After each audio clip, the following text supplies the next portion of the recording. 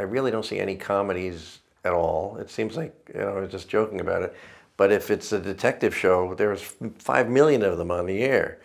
That's all that people apparently want to watch. How much of what you do is writing what you want to write versus figuring out what other people want to watch? I always write what I want to. I always write for myself. Actually, I write for the audiences that I've had for the last 50 years. The same people come to all my shows because I always go back to the same place and put them all on. I write for those people, and I don't know. I don't know that there's much around now that's similar to what I do. It's sort of in a weird way. It's slightly old-fashioned and not at the same time, But because nobody does big physical comedies anymore, they just don't. I was looking at what comedies do I watch now, and for the most part, I don't watch comedy because I spend too much time going, that's terrible. I should change. Why'd you cast that person? That's what I do. But so I mostly watch dramas. If there's a detective and a dead body, I'm usually there. But I was trying to think of what are the last big comedies that I've seen, and I couldn't name anything. There were what I would call gentle comedies, like Trying on TV, or Murders in the Building, those kind of things. Those are fine. But the kind of stuff that we wrote, I don't see anything close to that. Not saying that ours is that great. I'm just saying that in terms of a style, I don't see anybody doing what we do. I think if you write to try and sell something as opposed to what you want to write, it's a mistake. I think it's fake. And I don't think you can put as much passion into something that's being done for sales reasons than you can for, this is something I really want to, this will be fun, this will be great, this has happened to my friend or something, and it's a story you want to tell. I think that's more important. So even though maybe you don't have the full demographic breakdown of your audience, or maybe you do, you just remember them coming to your shows, and you got to laugh here, they went crazy here, and so you can intuitively pick up, this is what my theater-going audience wants. I may not know what income bracket they're in or age group. Okay. Yeah. And then I go out to, there are a couple theaters that, if you've done one of our shows, you've probably done 4 or 5 of our shows.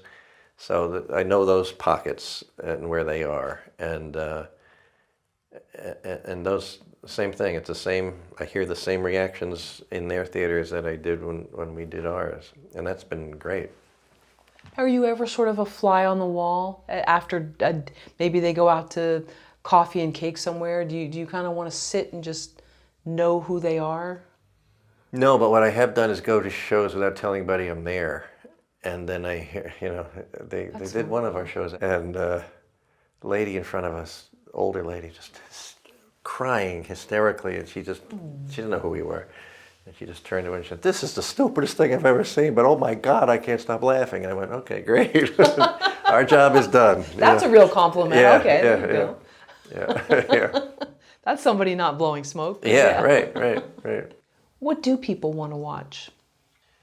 I don't know, because I don't know what people want to watch anymore, because I really don't see any comedies at all. It seems like, I was just joking about it.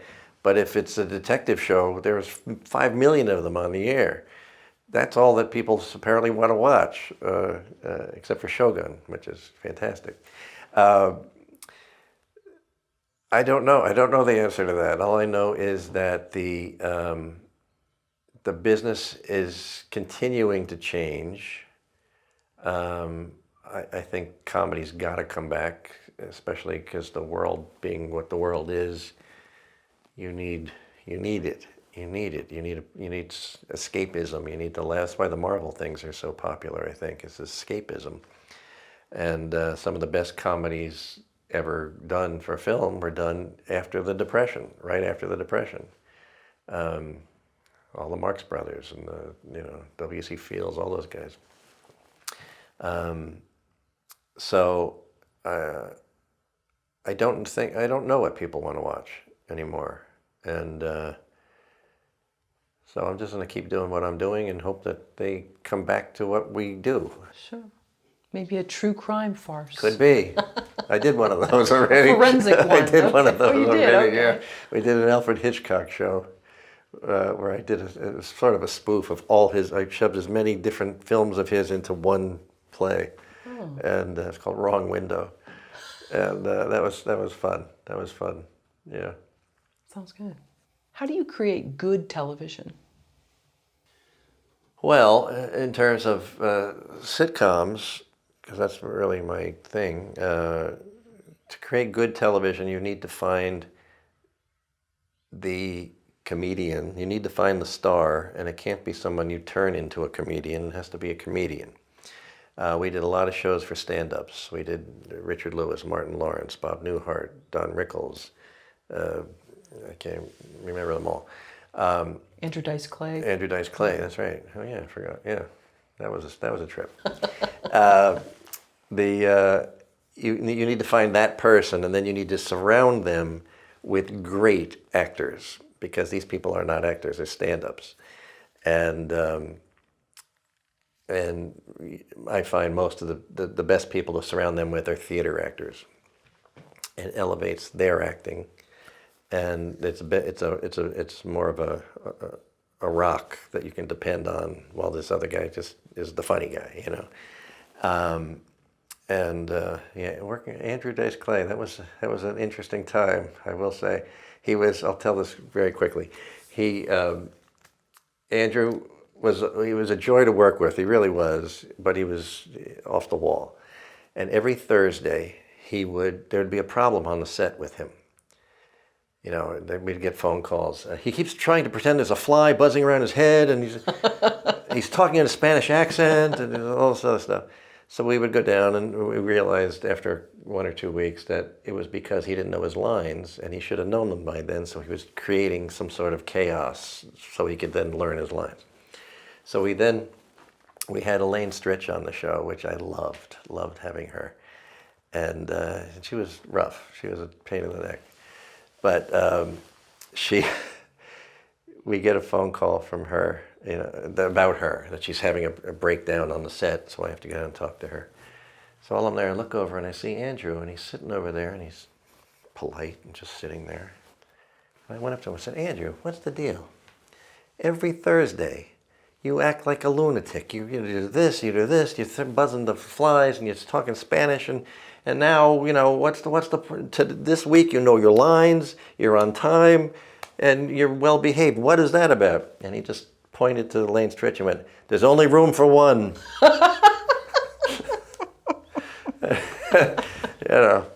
Anyway. It's good stuff. Yeah. Have you seen Hacks?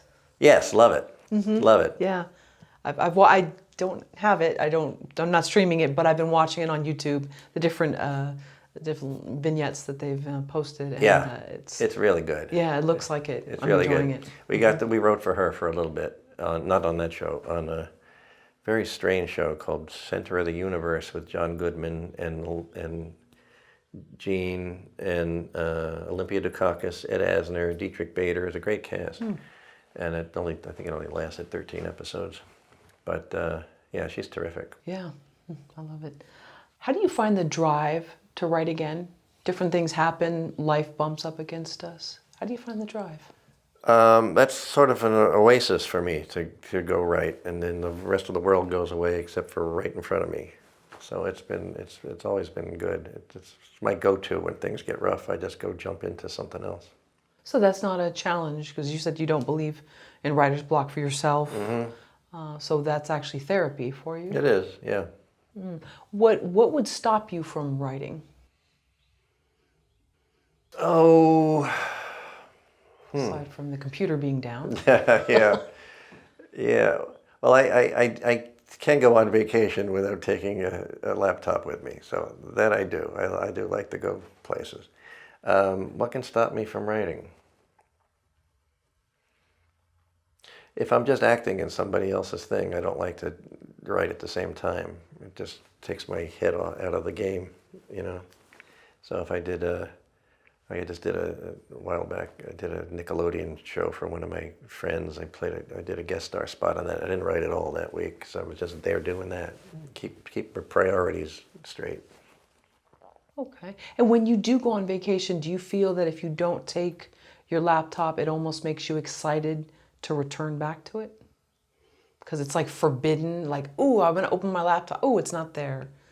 No, it's weird. When I'm on vacation, I don't think about it at all. I just like where I am and who I'm with and stuff. And then when I get back home, then, you know, then it's like, oh, I'm back in this. Now I'm back in here. I've compartmentalized my entire life. So I do TV out here, and they don't care about my plays. And then I do my plays back there, and they don't care about my TV stuff. And I've always been able to turn it on and off. And then Jane and I were boyfriend-girlfriend when we started, and then we weren't, so I was able to do that. So if I'm on vacation, I'm on vacation.